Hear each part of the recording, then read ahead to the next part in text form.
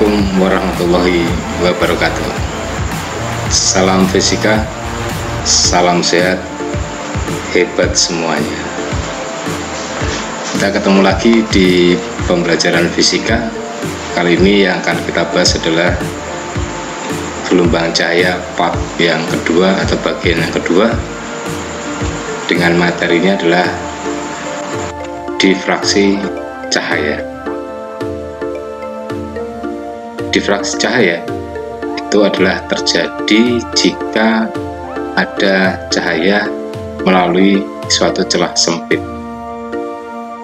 Jika cahaya melalui celah sempit, maka dia akan mengalami pelenturan cahaya yang kemudian disebut sebagai difraksi. Adapun pada pembahasan difraksi cahaya ini yang akan kita bahas adalah mulai dari difraksi cahaya yang dihasilkan oleh celah sempit atau sebuah celah tunggal. Yang kemudian yang kedua adalah celah yang memiliki lebih dari satu buah atau yang disebut sebagai celah yang berjumlah banyak, yang kemudian dinamakan sebagai kisi difraksi. Bagaimanakah untuk konsep yang ada pada difraksi cahaya ini, baik yang melalui celah tunggal maupun yang melalui kisi difraksi? Ikutilah pembahasannya dengan seksama agar kalian nanti menjadi orang yang hebat di dalam menguasai fisika. Selamat belajar dan semoga Anda semuanya menjadi orang hebat. Gelombang cahaya bagian yang kedua yang akan kita bahas adalah tentang difraksi cahaya. Difraksi cahaya itu adalah dihasilkan dari gelombang yang melewati celah sempit yang lebar celahnya lebih kecil dari panjang gelombangnya. Maksudnya gelombang cahaya yang menuju pada celah sempit tadi. Maka gelombang tersebut akan mengalami lenturan atau difraksi. Kemudian di belakang celah akan terjadi gelombang setengah lingkaran yang melebar. Fenomena tersebut dinamakan sebagai difraksi cahaya. Nah, fenomena ini bisa kita lihat pada gambar yang ada di sini, yaitu pola difraksi yang dihasilkan oleh lewatnya sinar laser putih melalui kisi difraksi. Pertama yang akan kita bahas tentang difraksi cahaya itu adalah difraksi cahaya pada celah tunggal. Nah, celah tunggal ini juga sempit. Kemudian supaya bisa digambarkan lenturan cahayanya, maka celah sempit ini kita perlebar lubangnya, ya, celahnya sebesar D, celahnya tersebut. Kemudian jika diberikan cahaya pada lubang tersebut atau celah sempit tersebut, kemudian maka cahaya tersebut akan dilenturkan oleh celah tunggal tadi dengan pelenturannya membentuk sudut tertentu terhadap sumbu utamanya nanti, yaitu terhadap horizontal seperti pada gambar, di mana pada celah sempit tadi sinar-sinar yang dilenturkan itu berada pada jarak D/2 dan juga di bawahnya juga D/2 dari sumbunya tadi pada tempat utamanya, ya. Dan jika kita tarik garis tegak lurus pada antara sinar satu dengan sinar yang lainnya, maka akan nampak di sini terdapat adanya selisih lintasan yang besarnya adalah D/2 sin theta dari segitiga yang dibentuknya, dan sudut lenturan yang dihasilkan adalah sebesar theta. Lenturannya tadi dinamakan sebagai sudut difraksi. Difraksi cahaya pada celah tunggal dengan lebar celah pada gambar tadi adalah D. Nah, difraksi yang dihasilkan akan menghasilkan suatu interferensi karena nanti akan ketemu pada suatu titik tertentu menghasilkan daerah terang dan daerah gelap. Dan untuk interferensi yang pertama adalah interferensi maksimum, di mana difraksi cahaya pada celah tunggal akan menghasilkan interferensi maksimum dari celah apabila selisih lintasan antara cahaya yang datang adalah 2n plus 1 kali setengah lambda. Maka berlakulah persamaan interferensi maksimum yang menghasilkan garis terang pada layar yang menangkapnya nanti, dengan persyaratan yang harus dipenuhi adalah d sin theta sama dengan 2n plus 1 kali setengah lambda, atau PD per L sama dengan 2n plus 1 kali setengah lambda. Selain interferensi maksimum, juga terjadi interferensi minimum. Interferensi minimum akan terjadi jika selisih lintasannya adalah 2n kali setengah lambda. Persamaan interferensi minimum untuk yang disebut selanjutnya adalah menghasilkan garis gelap atau pita gelap adalah harus memenuhi syarat, yaitu d sin theta sama dengan 2n kali setengah lambda, atau PD per L sama dengan 2n kali setengah lambda, di mana D adalah lebar celah tunggal satuannya meter, theta sudut difraksi yang dihasilkan, dan kemudian lambda adalah panjang gelombang cahaya yang digunakan dalam satuan meter. Antara celah dengan layar memiliki jarak sebesar L, yaitu satuannya meter, dan terjadi pada interferensi nanti berada pada orde interferensi, yaitu pada orde yang ke N. Nah, dari konsep tadi marilah kita gunakan untuk menyelesaikan contoh soal berikut. Contoh 1, seberkas sinar monokromatik dengan panjang gelombang 5000 angstrom. 1 angstrom sama dengan 10 pangkat min 10 meter, nanti harus kita ubah dalam meter ya. Melewati celah tunggal, menghasilkan pola difraksi orde pertama seperti pada gambar. Lebar celahnya adalah sebesar berapa? Lihat gambarnya, ini ada cahaya menuju pada celah tunggal yang jaraknya, celahnya adalah D, dilenturkan dengan sudut lenturannya adalah 30 derajat menuju kepada layar. Nah, N-nya dari soal tadi adalah sama dengan 1, lambdanya 5 kali 10 pangkat min 7 meter, dari 5000 angstrom tadi dijadikan meter, kemudian tetanya adalah 30 derajat.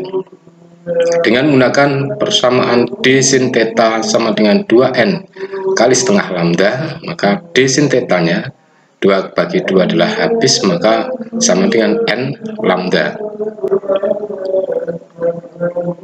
D sama dengan n lambda per sin theta, maka sama dengan 1 kali 5 kali 10 pangkat min 7 dibagi sin 30, sama dengan 1 kali 5 adalah 5 kali 10 pangkat min 7 per 0,5 sin 30, hasilnya adalah 1 kali 10 pangkat min 6 meter.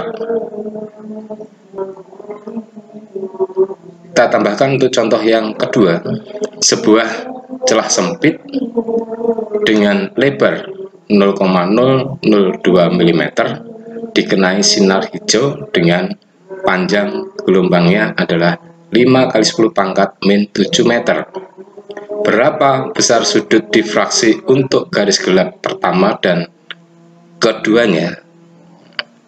Maka kita selesaikan dengan menuliskan data yang sesuai dengan yang ada di soal tersebut.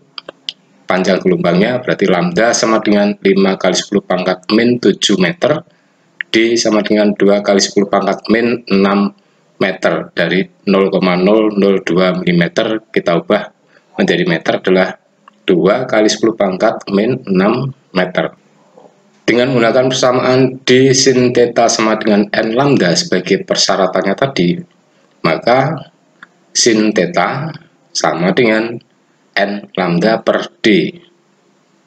Dari persamaan d sin theta sama dengan n lambda, untuk N sama dengan 1, maka sin theta sama dengan 1 kali 5 kali 10 pangkat min 7 dibagi D-nya 2 kali 10 pangkat min 6. Sehingga sin theta-nya sama dengan 0,25. Jadi dengan adanya hasil sin theta sama dengan 0,25, arcsin dari 0,25 sama dengan 14,5 derajat. Nah, untuk N sama dengan 2, maka sin theta sama dengan 2 kali 5 kali 10 pangkat min 7 dibagi 2 kali 10 pangkat min 6. Sin theta sama dengan 0,5. Maka arcsin dari 0,5 adalah sudut tetanya sama dengan 30 derajat. Nah, jadi untuk sudut difraksinya sudah kita ketemukan. Materi yang kedua adalah tentang difraksi cahaya pada celah banyak atau kemudian disebut sebagai kisi. Jadi kisi itu celah yang jumlahnya sangat banyak. Jadi celah sempit yang jumlahnya banyak itu adalah dinamakan sebagai kisi, dan dilengkapi dengan sebuah lensa cembung yang ada seperti pada gambar, kemudian dilengkapi lagi dengan sebuah layar atau tabir atau screen ya. Jadi bila ada cahaya menuju ke kisi kemudian menuju ke lensa, akhirnya dilenturkan dengan sudut lenturan tertentu yang disebut sebagai sudut difraksi, yang mana untuk sinar dari kisi tersebut menuju ke layar dari beberapa jumlah sinar yang ada bertemu pada suatu titik tertentu sehingga menghasilkan interferensi maksimum. Dan dari gambar tersebut dapat dilukiskan sudut difraksinya yaitu sebesar D, dan isi difraksi tersebut memiliki jarak celahnya atau lebar celahnya adalah D. Lebar celah dengan jarak antara dua celah dinyatakan sama apabila banyaknya goresan tiap satuan panjang dinyatakan dengan N besar ya. Nah, persamaannya adalah dapat dituliskan D sama dengan 1/N atau N sama dengan 1/D. Itu pemakaian daripada persamaan D sama dengan 1/N. Pada kisi difraksi juga menghasilkan interferensi maksimum dengan syarat yang harus dipenuhi adalah D sin theta sama dengan 2N kali setengah lambda. Dan untuk interferensi minimumnya, syarat yang harus terpenuhi adalah D sin theta sama dengan 2N plus 1 kali setengah lambda,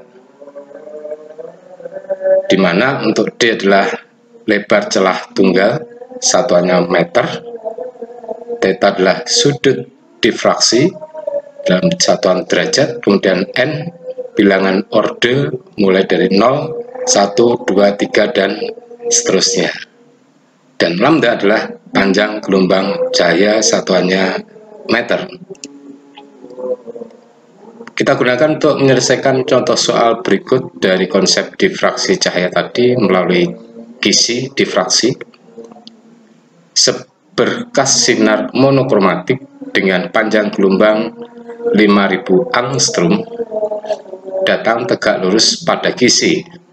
Jika spektrum orde kedua membuat sudut 30 derajat dengan garis normal pada kisi, tentukan jumlah garis per sentimeternya kisi tersebut.